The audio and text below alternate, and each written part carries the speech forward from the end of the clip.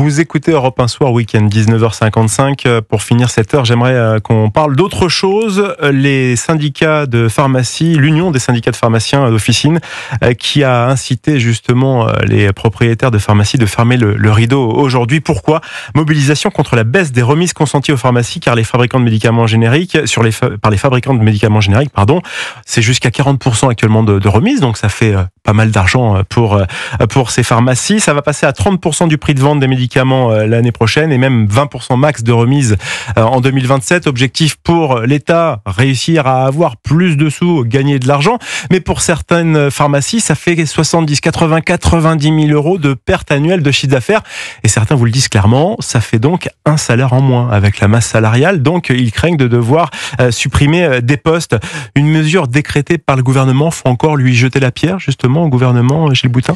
Le gouvernement doit faire attention parce qu'effectivement, il touche à une donnée extrêmement sensible. C'est assez vertigineux de se dire que les pharmacies aujourd'hui ont un modèle économique qui dépend des remises qui leur sont accordées par les laboratoires. C'est déjà une première défaillance de notre système de santé, c'est-à-dire qu'il y a une ultra-dépendance vis-à-vis du bon vouloir de l'industrie qui distribue ces médicaments. Et ça, on vient de s'en rendre compte. Je l'ai appris récemment, effectivement, lorsque les pharmaciens ont annoncé leur mouvement.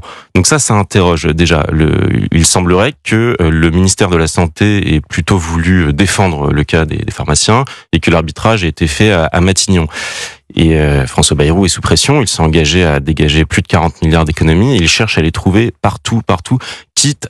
Là, on parle sur les 1,7 milliard d'euros d'économies que le gouvernement souhaite faire sur les dépenses de santé. Ça concerne 500 millions d'euros sur le médicament. Sur les médicaments, oui. Alors, j'allais dire, c'est quitte à faire des comptes d'apothicaires.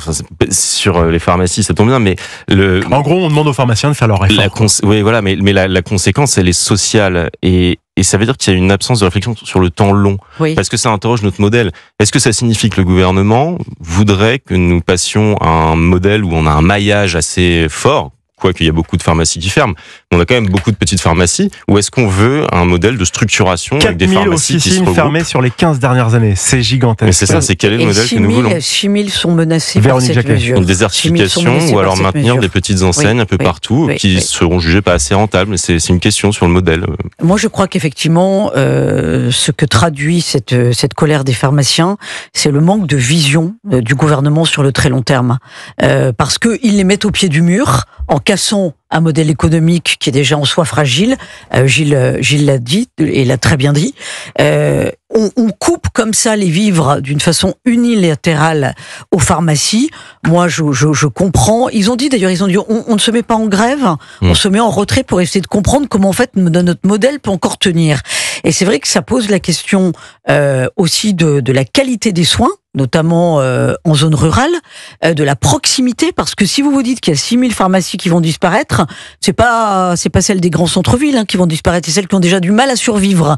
Donc on a un gouvernement en plus qui se retrouve dans quelque chose de très antinomique, puisqu'on nous dit on veut des médecins dans les campagnes, on veut retrouver un maillage en termes de qualité de soins un petit peu partout, et puis tout d'un coup on tape vertement sur les pharmacies, c'est assez contradictoire. En tout cas, Véronique Jacquier et puis Gilles Boutin, les syndicats n'ont pas dit leur dernier mot. Là aujourd'hui, c'était baisser de rideau, mais ils comptent renouveler l'opération à partir du 18 septembre, de fermer les pharmacies ce jour-là, puis tous les samedis à compter du 27 septembre. Donc c'est pas encore terminé cette histoire, et à mon avis, si vous avez besoin de médicaments, prenez vos précautions à l'avenir.